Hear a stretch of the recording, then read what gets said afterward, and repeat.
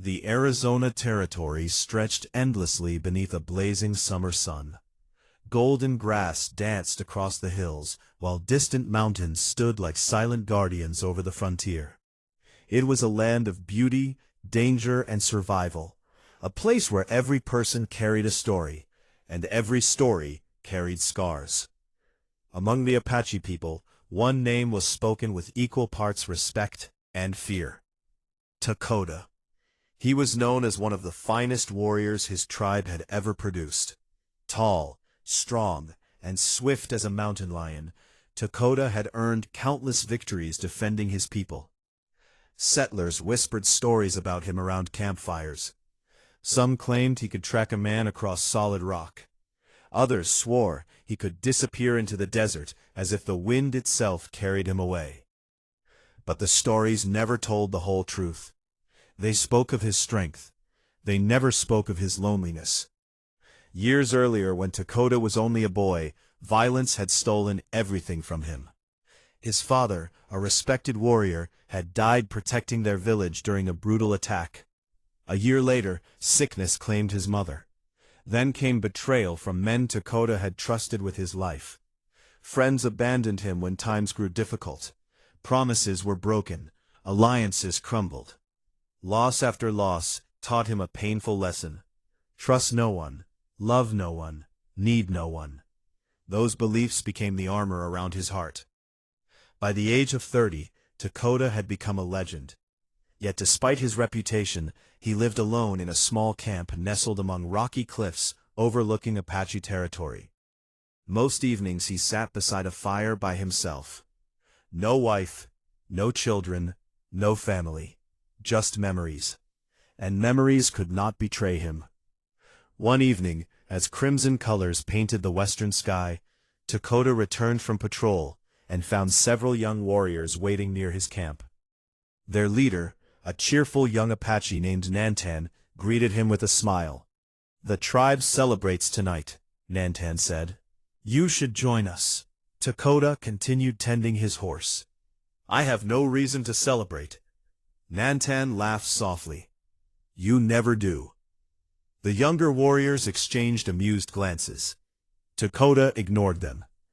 Finally, Nantan sighed. "One day you will realize life is more than fighting." Dakota looked toward the distant horizon. "Fighting keeps people alive." "And what keeps them happy?" Dakota had no answer. Or perhaps he simply did not care enough to give one. The warriors eventually left. Silence returned. Dakota preferred it that way. Nearly 200 miles away, a young woman named Clara Bennett sat inside a rattling stagecoach heading west. At 24 years old, Clara possessed none of the toughness usually associated with frontier life. She wasn't a gunslinger. She wasn't an adventurer. She wasn't searching for gold. She was simply a teacher. Raised in Missouri by a minister and his wife, Clara had spent her life believing that kindness could change the world. Many considered that belief naive. She considered it necessary. After teaching for several years in a small town, Clara had accepted an opportunity to help establish a school near a growing settlement in Arizona Territory. The journey would be difficult. The settlement was remote, the future uncertain. But Clara believed children deserved education no matter how far they lived from civilization. As the stagecoach rolled across dusty trails, she stared through the window at the endless frontier. Excitement filled her heart. So did nervousness. Everything she had ever known was now behind her. Ahead waited an entirely new life. 3 days later, trouble arrived. The stagecoach traveled to a narrow canyon just before sunset. Massive rock walls rose on both sides. The driver suddenly pulled hard on the reins. The horses whinnied nervously. "What happened?" someone asked. Before anyone could answer, armed riders appeared on the ridge above.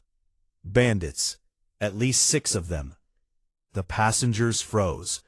Fear swept through the coach. One outlaw raised his rifle.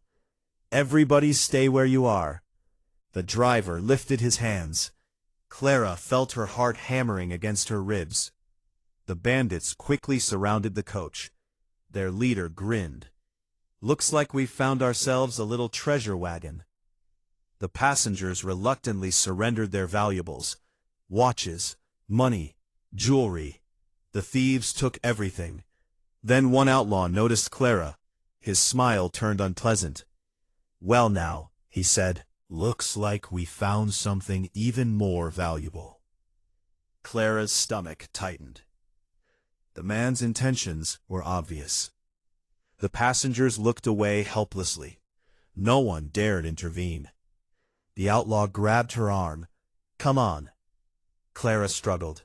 "Let me go." He laughed. Then something unexpected happened. A sharp cry echoed across the canyon. The outlaw suddenly jerked backward. An arrow protruded from his shoulder. Chaos exploded. Another arrow struck a second bandit. Horses panicked. Men shouted. The remaining outlaws spun toward the cliffs, searching for their attacker. But there was nothing to see. Only shadows and silence. Then a figure appeared atop a rocky ledge. Tall, motionless, watching. Dakota. The warrior drew another arrow. The bandits recognized him immediately. Fear replaced their confidence. One cursed under his breath. "Apache." Dakota's expression never changed. He released the arrow. It struck the rifle from a bandit's hands. The weapon clattered across the ground. That was enough. The outlaws fled. Within seconds they were racing out of the canyon, as fast as their horses could carry them. Dust filled the air behind them. The danger was over. For several moments nobody spoke. Then the passengers began whispering. Some stared in amazement. Others stared in fear. Dakota climbed down from the ridge. His movements were calm and deliberate. Clara watched him approach. He looked exactly like the legends described. Strong, confident. Yet there was something else. Something hidden behind his eyes. A sadness, a loneliness. He checked the wounded outlaw briefly before ensuring the stagecoach passengers were unharmed. Then he turned to leave. No celebration, no demand for thanks, just quiet departure. "Wait," Clara called. Dakota stopped. Slowly he looked back. Their eyes met. "Thank you," she said sincerely. The warrior studied her face. Most settlers looked at him with fear, others with hatred. This young woman looked at him with neither. Only gratitude. For a brief moment, something unfamiliar stirred inside him. Then he pushed the feeling away. Without a word, Dakota mounted his horse. A moment later, he disappeared into the desert twilight. Clara watched until he vanished beyond the hills. She should have forgotten him. After all, she barely knew his name. Yet something about the silent warrior lingered in her thoughts. What she had seen in his eyes was not the heart of a monster. It was the heart of a man carrying a burden too heavy to bear alone. And though neither of them knew it yet, that brief meeting in a lonely canyon would change both of their lives forever. Autumn arrived quietly across the Arizona territory. The scorching heat of summer softened into warm afternoons and cool evenings. Cottonwood leaves turned shades of gold along the riverbanks, and the desert carried a peaceful stillness that lasted only until nightfall, when coyotes sang beneath the stars. Clara Bennett had now lived in the small frontier settlement of Willow Creek for nearly 2 months. The settlement was little more than a collection of wooden homes, a general store, a blacksmith shop, a church, and a single-room schoolhouse that still smelled of freshly cut pine. Every morning, children of ranchers, farmers, and traders filled its benches, eager to learn their letters and numbers. Teaching was everything Clara had hoped it would be.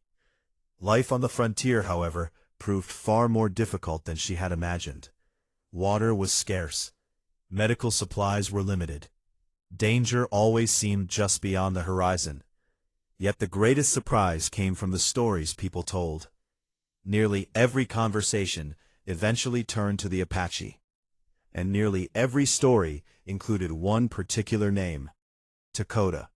The townspeople spoke of him as though he were a ghost. "A dangerous man," claimed the blacksmith. "A killer," whispered one rancher. They say he can appear out of nowhere, added another. Mrs. Harper, the woman Clara rented a room from, shook her head while preparing supper one evening. If you ever see that Apache warrior again, she warned, turn around and run. Clara quietly stirred her tea. He saved my life. Mrs. Harper stopped, blinking at her. That man, she whispered, saved your life? Clara nodded, her voice steady. Once, and it changed everything about how I see the Apache. Mrs. Harper considered this a moment, then finally turned back to her cooking. Then you must be careful. Harper paused. That doesn't change what he is. Clara looked thoughtfully out the window. Maybe it doesn't.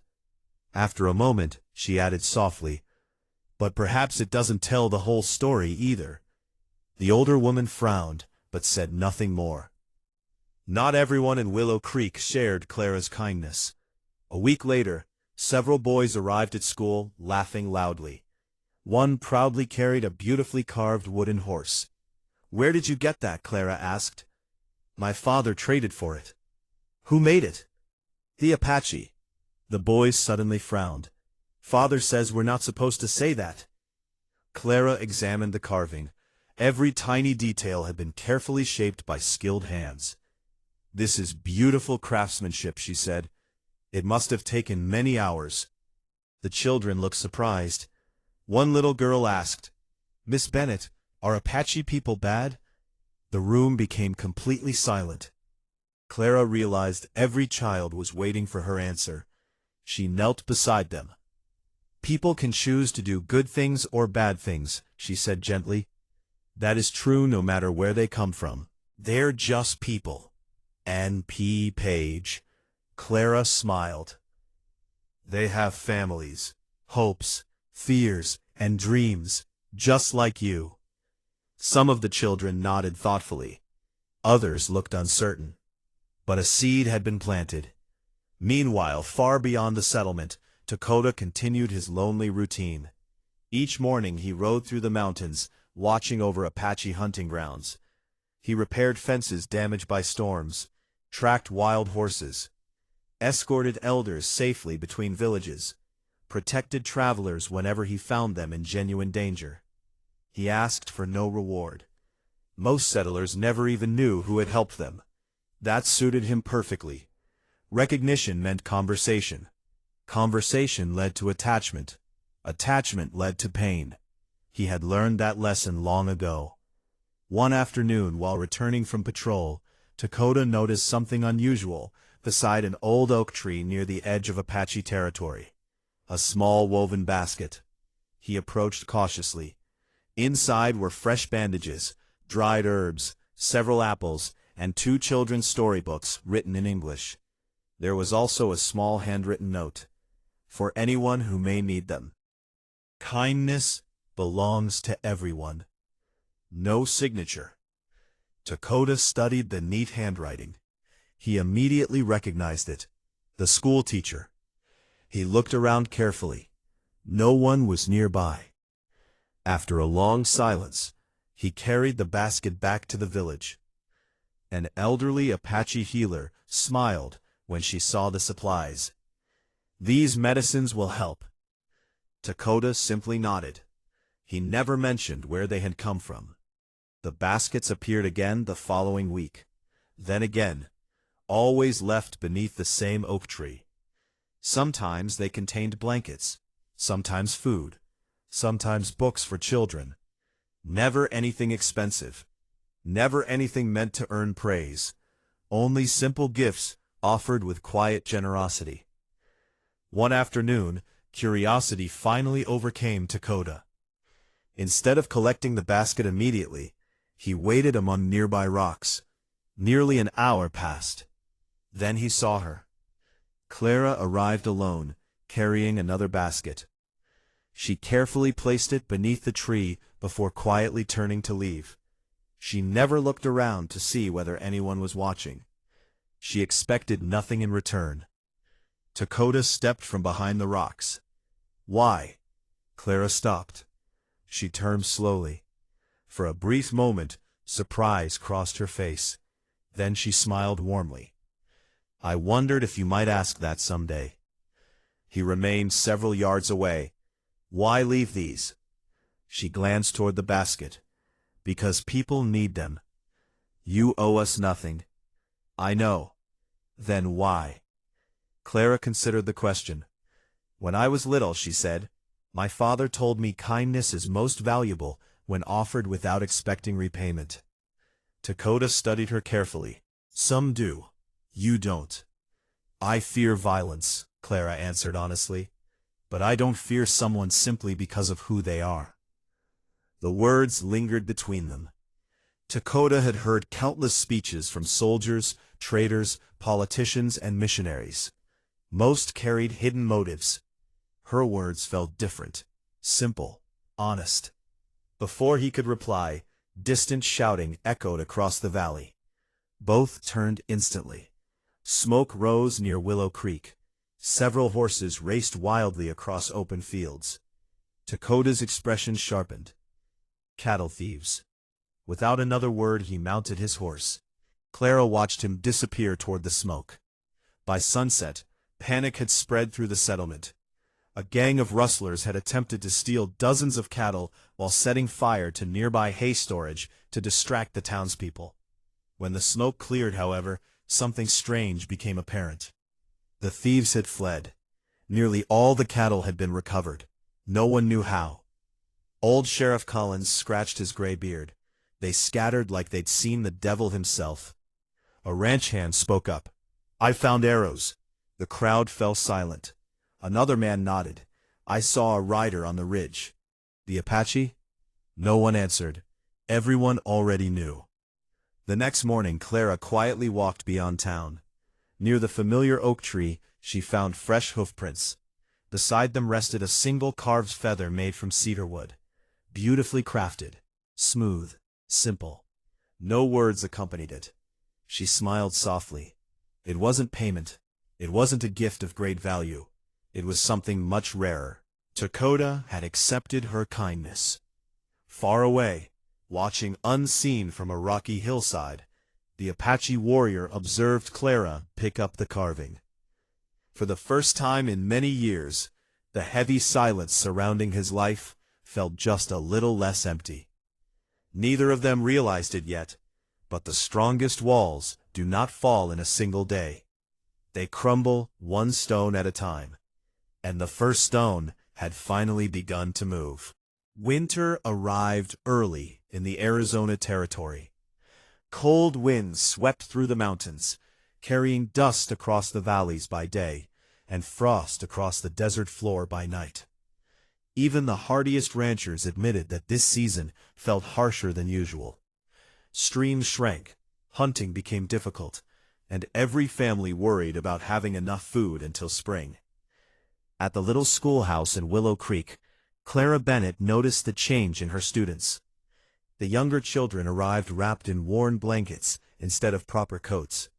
Their cheeks were red from the cold, but they still greeted her with eager smiles.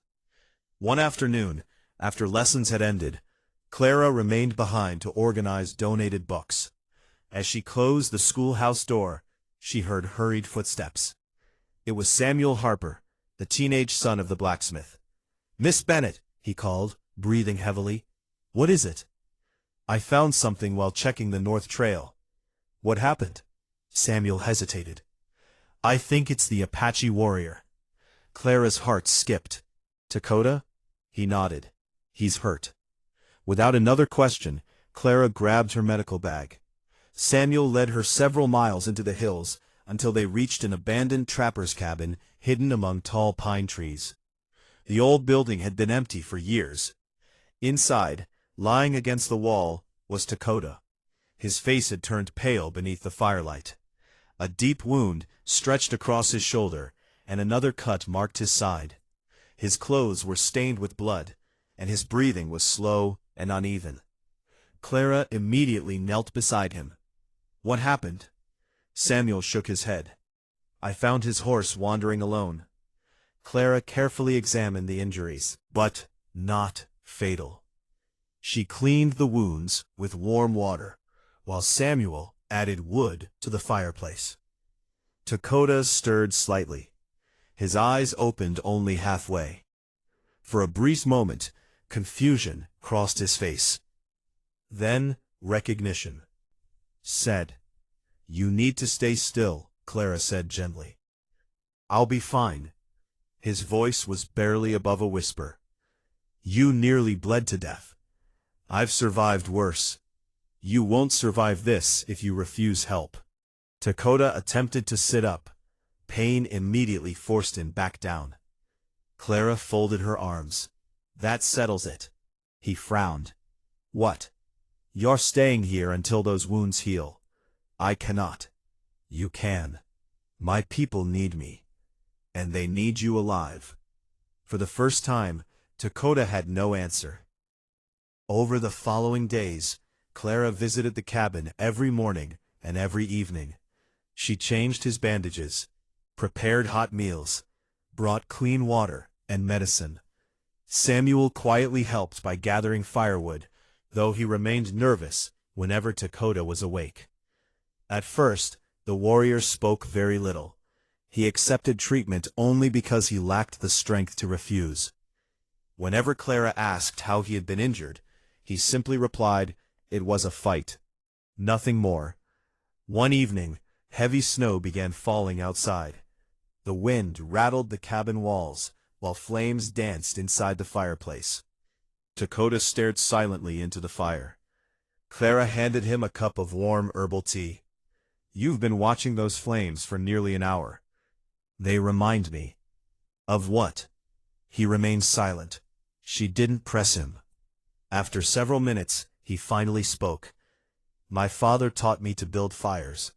His voice was calm, almost distant. "He said a fire must be protected when it is small." Clara listened quietly. "If ignored," he continued, "it dies before it can warm anyone." The room fell silent again. Finally Clara asked, "What was he like?"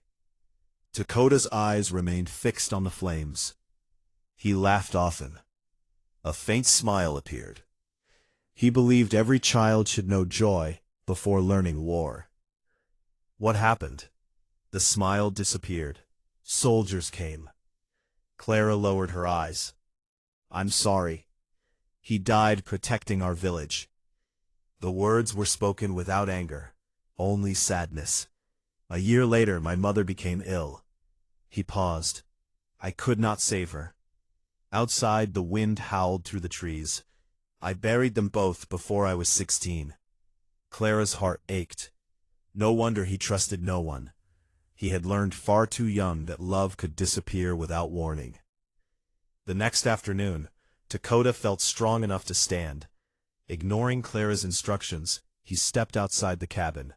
Snow covered the ground in every direction. He took only a few steps before dizziness overwhelmed him. His knees buckled. Before he hit the ground, Clara caught his arm. "You are the most stubborn patient I've ever treated." "I've never been anyone's patient." "It shows." To Dakota's surprise, she laughed. It was warm, gentle, unforced. He found himself almost smiling. Almost.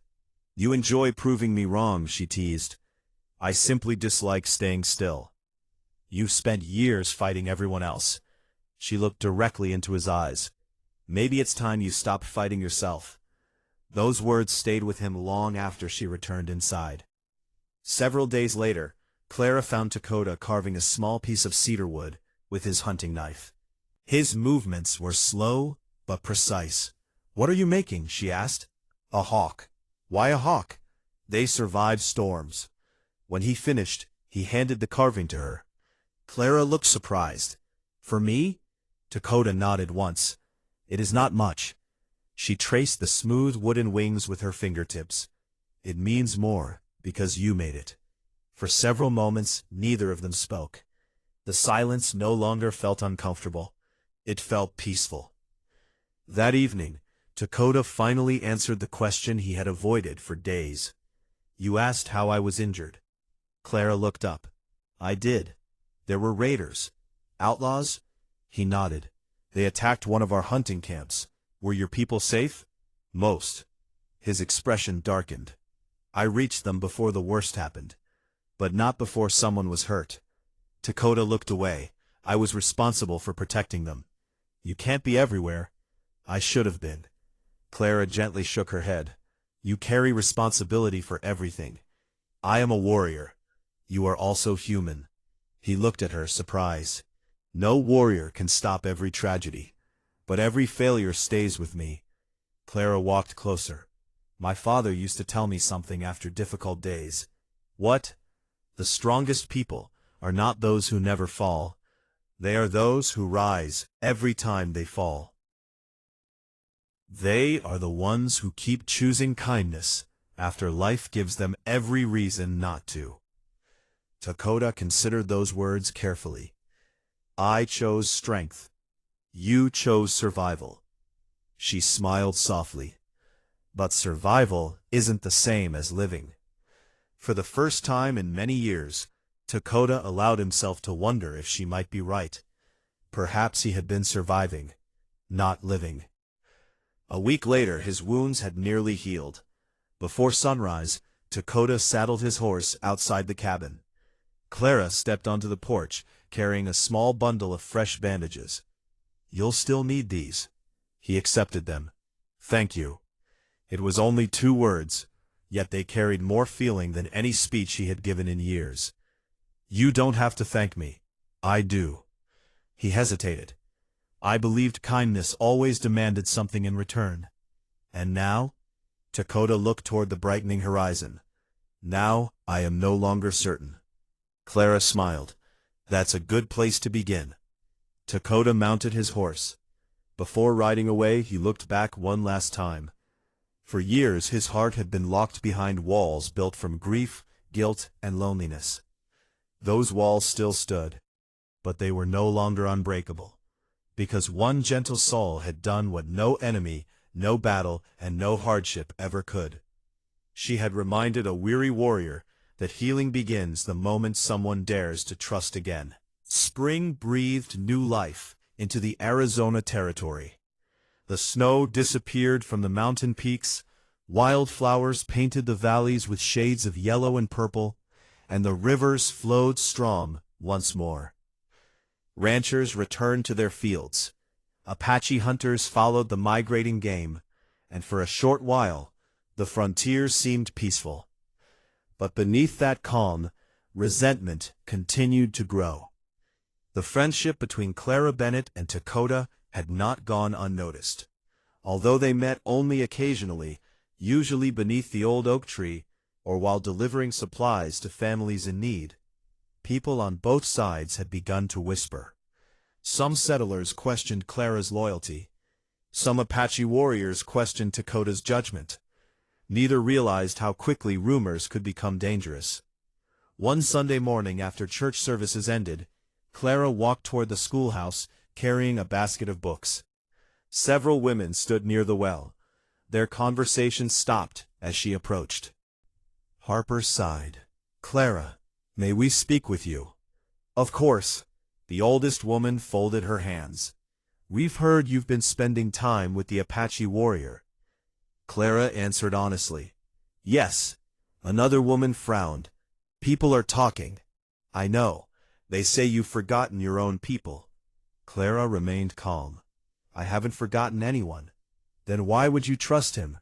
She looked around at the worried faces. Because I've seen the kind of man he truly is. One rancher's wife shook her head. People don't change. Clara smiled gently. Sometimes they don't. She paused before continuing. But sometimes we simply never knew them in the first place. The women exchanged uncertain glances. No one argued further. Yet Clara could feel their doubts following her as she walked away. Across the valley, Dakota faced similar criticism. Several Apache warriors gathered around the evening fire after returning from a hunting trip. Their leader, Gray Eagle, looked directly at Dakota. You spend too much time near the settlement. I patrol our borders. You also speak with the teacher. Dakota didn't deny it. Gray Eagle frowned. She is not Apache. No, Dakota answered quietly. Then why trust her? Because she has earned it. A younger warrior crossed his arms. Settlers have broken promises before. They have. They always want something. Dakota remembered every basket of medicine, every book, every quiet conversation, every moment Clara had expected nothing in return. She does not. Carefully. You sound different. Dakota stared into the flames. Perhaps? The older warrior nodded slowly. Just remember, even a strong heart can be wounded twice. Dakota understood the warning. He had repeated those same words to himself for years, yet they no longer felt as certain as they once had. A week later, trouble arrived. Near sunset, smoke rose from a ranch several miles north of Willow Creek. By the time settlers reached the property, the barn had been burned, several horses had been stolen, an elderly ranch hand had been knocked unconscious. The sheriff examined the scene. Then someone shouted, "Look!" An Apache arrow lay near the burned fence. Angry voices immediately filled the air. It was them. I knew this would happen. They're declaring war. Sheriff Collins picked up the arrow. Something about it troubled him. But before he could speak, fear had already become certainty in the minds of many settlers. The following morning, an Apache hunting camp was attacked. Food supplies disappeared. Several tents had been slashed. One young hunter suffered a broken arm while protecting the elders. Near the camp, warriors discovered a torn piece of a settler's coat. Their conclusion came just as quickly. The settlers struck first. Within hours, both communities blamed each other. The fragile peace that had lasted for months began to crumble. Clara sensed disaster approaching. That afternoon she rode toward the old oak tree, hoping Dakota might appear. She didn't wait long. His horse emerged from the trees. One look at his face told her everything. "You've heard." He nodded. "My people are preparing for retaliation." "The same."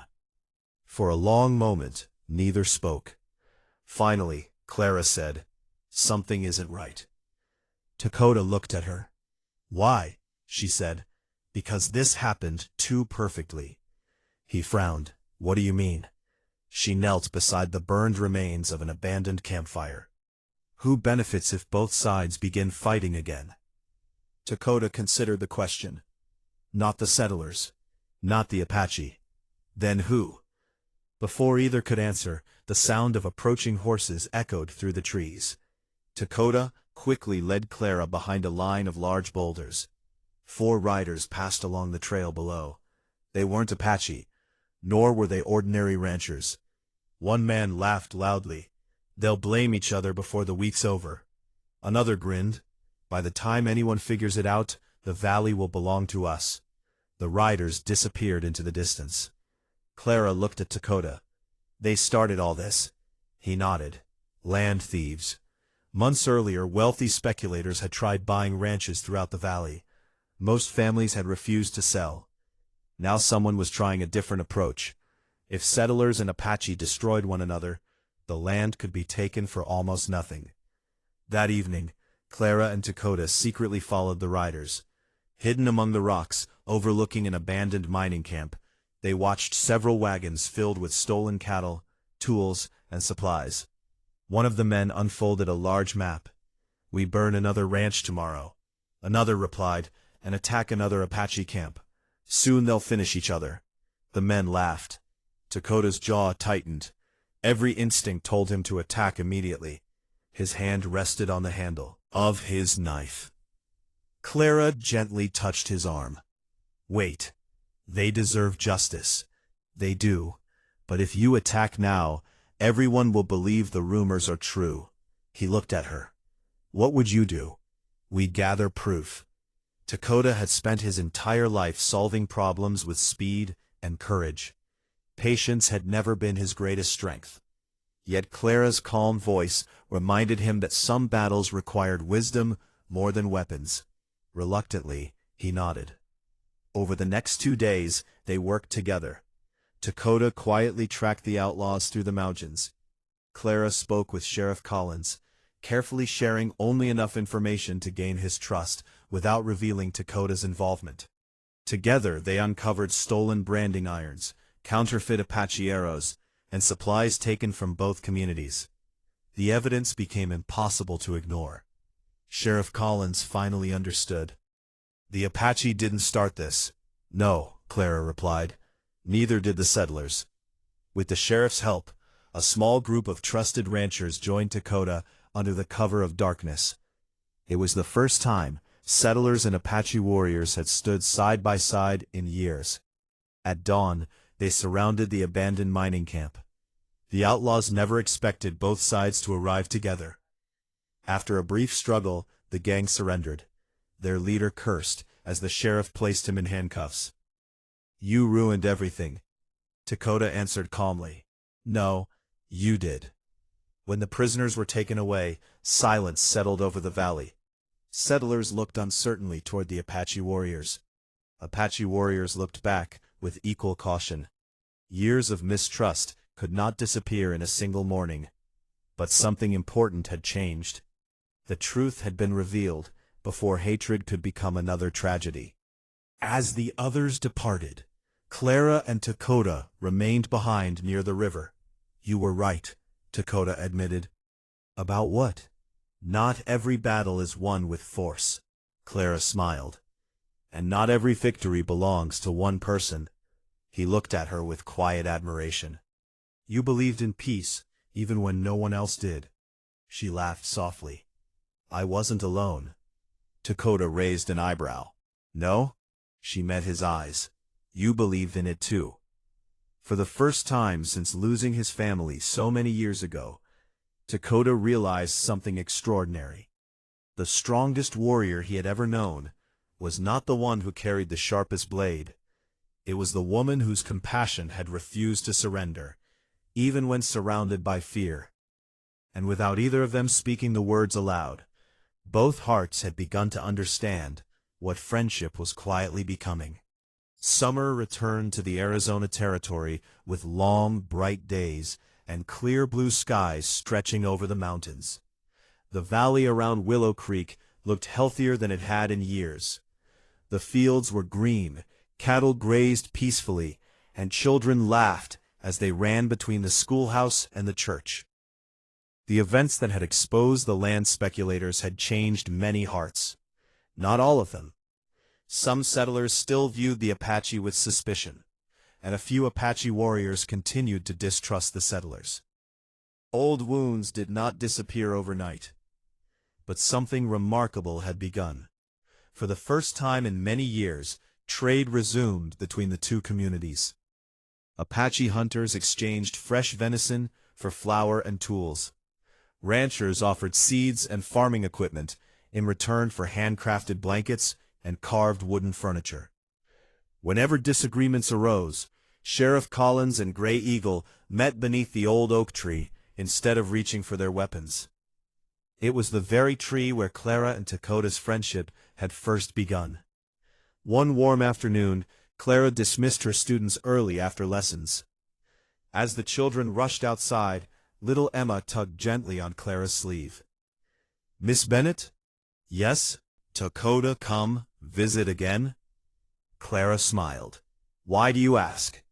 Emma held up a beautifully carved wooden bird. "He promised to teach us how to carve animals."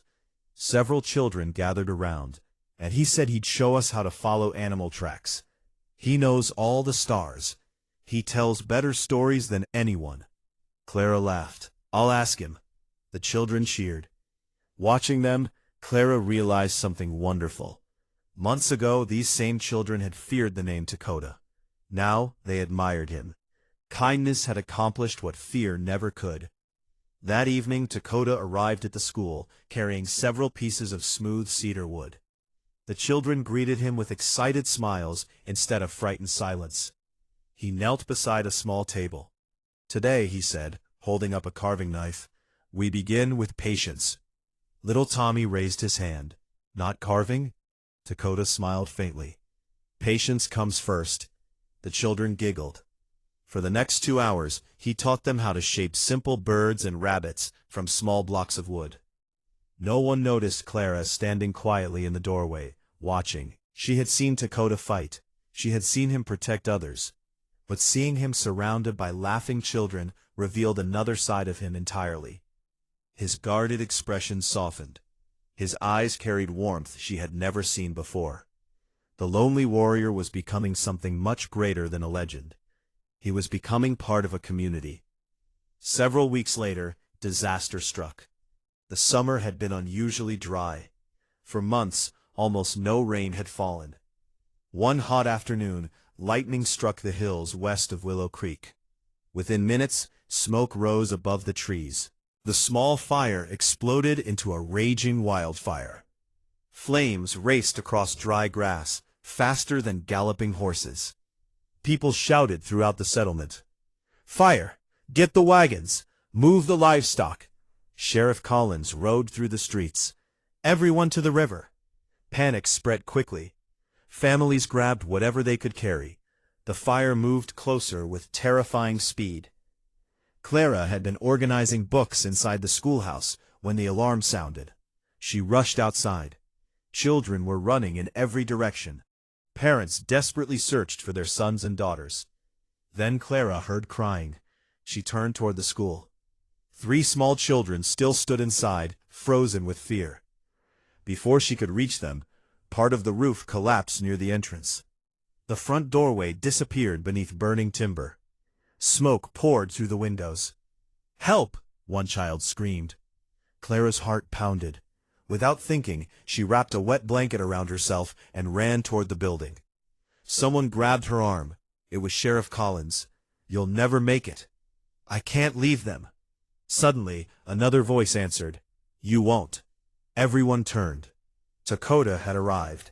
His horse was covered with ash from riding through the burning hills. He quickly surveyed the building. The back wall. Clara nodded immediately. Together they raced toward the rear entrance. Inside the schoolhouse, thick smoke made breathing nearly impossible. The frightened children huddled beneath a desk. Dakota lifted a heavy wooden beam blocking their escape. His injured shoulder from months earlier ached fiercely, but he ignored the pain. Clara gathered the youngest child into her arms. "Stay close." Flames climbed the walls. The ceiling groaned. Another beam crashed behind them. They hurried toward the rear window. Dakota smashed it open with his shoulder. Fresh air rushed inside. One by one, he carefully lifted each child through the opening. Clara climbed out last. Just as Dakota stepped through, the roof collapsed completely. The schoolhouse disappeared beneath a wall of fire. The crowd watching nearby erupted in relieved cheers. Every child had survived. But the danger wasn't over. The fire continued spreading towards several ranch homes on the eastern edge of town. Without hesitation, Dakota organized both settlers and Apache warriors into rescue teams. Bring water from the river. Clear the brush. Move the livestock. For hours they fought the flames together. Men who had once refused to speak to one another now passed buckets side by side. Women carried blankets and food for exhausted firefighters. Older children helped guide frightened animals toward safety. Late that evening, dark clouds finally gathered overhead. Thunder rolled across the valley. Rain began to fall. Slowly, the fire died. The valley was scarred. Several barns had been lost. The schoolhouse was gone. But every family had survived. The following morning, the townspeople gathered near the remains of the burned school. Sheriff Collins stepped forward. "I've spent 30 years wearing this badge." He looked toward Dakota. "I've met brave men before." He removed his hat. "But yesterday this warrior saved our children." One by one, the settlers removed their hats as well. Several Apache elders stepped beside them. For the first time in living memory, both communities honored the same man. Dakota stood quietly, uncomfortable with the attention. He had never sought praise, only peace. Later that evening, Clara found him sitting alone beneath the old oak tree, the same place where everything had begun. She sat beside him. Neither spoke for several minutes. The breeze gently stirred the branches overhead. Finally, Dakota broke the silence. "When I was a boy," Clara listened. My mother told me love makes people vulnerable. She smiled softly. She was right. I believed that meant love was dangerous. He looked toward the distant mountains, so I closed my heart. Clara gently reached for his hand. And did it protect you? He thought for a long time. No. What did it do? It kept away pain. He paused. But it also kept away joy. Tears quietly filled Clara's eyes. Dakota turned toward her. I spent years believing strength meant standing alone. His voice was calm, but filled with emotion. You showed me I was wrong. Clara squeezed his hand. You were never weak. I was afraid. There is no shame in fear. He looked directly into her eyes. The day I met you, I wanted to ride away and never look back. I know. But every time you smiled, he laughed softly. Another wall around my heart disappeared. Clara smiled through her tears. And now? Dakota took a slow breath. Now there are no walls left. He reached into a small leather pouch hanging from his belt. Carefully, he removed a beautifully carved wooden hawk. Its wings were spread wide, soaring toward the sky. I made this. Clara accepted it carefully. It represents freedom. She admired the delicate craftsmanship. It's beautiful.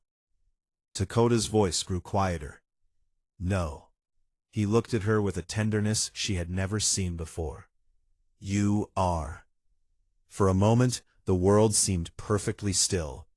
The wind, the trees, the distant mountains, everything faded, except the two hearts that had slowly found one another.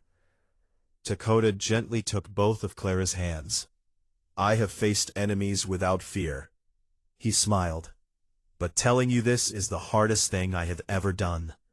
Clara waited silently. I love you. Tears slipped down her cheeks. She had hoped to hear those words for many months. I love you too, Dakota.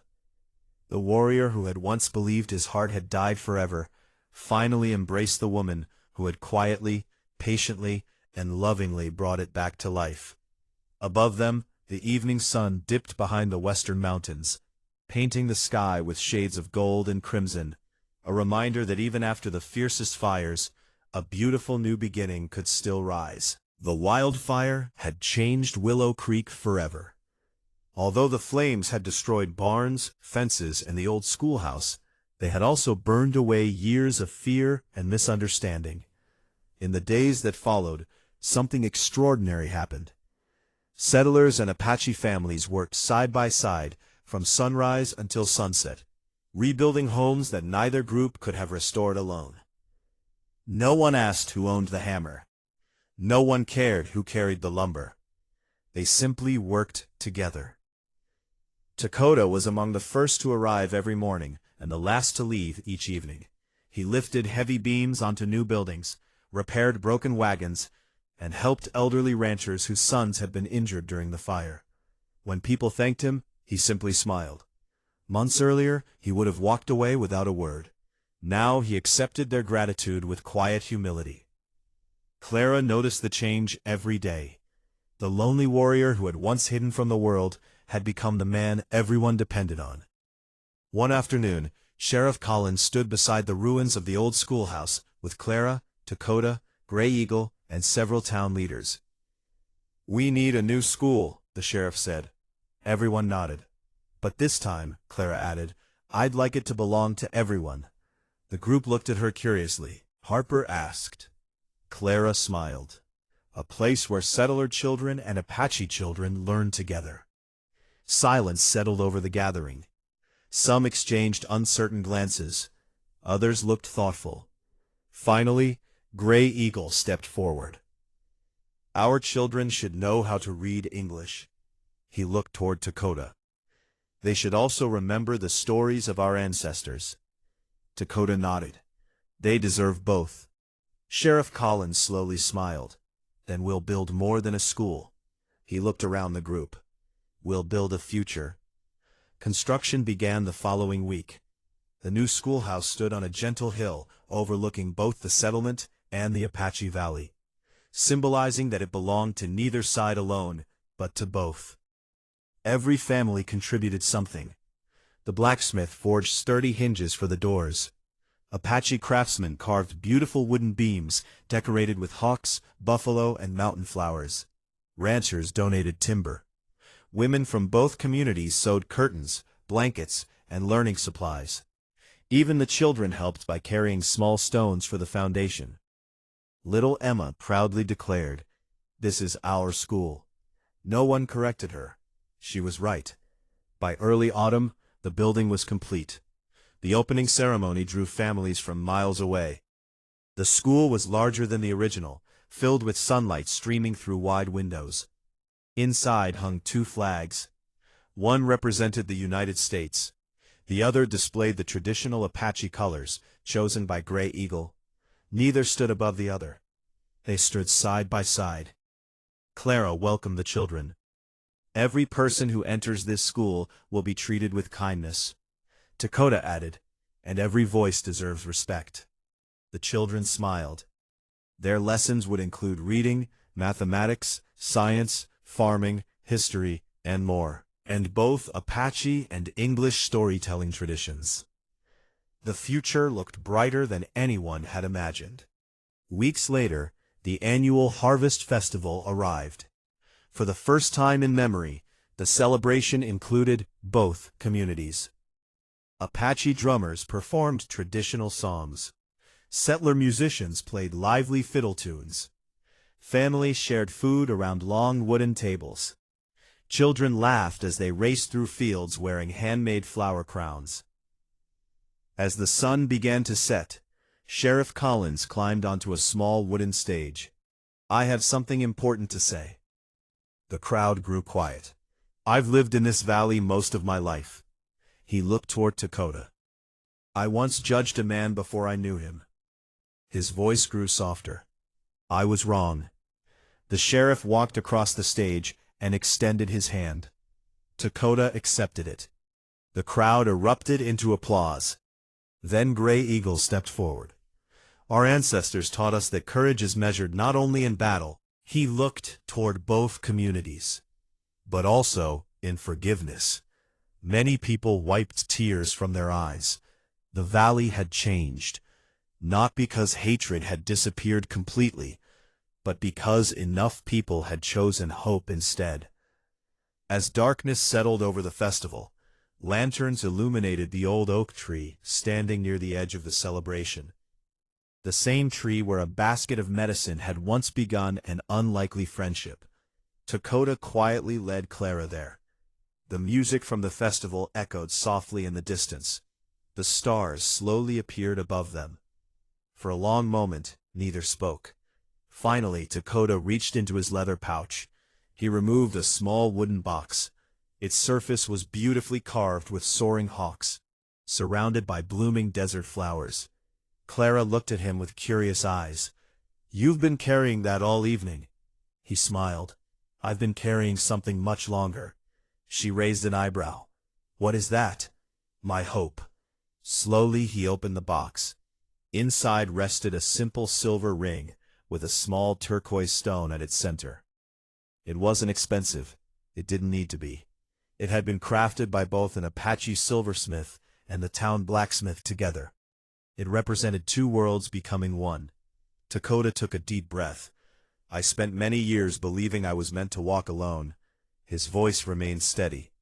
"You taught me that strength is not measured by how much pain a person can endure." He gently took her hands.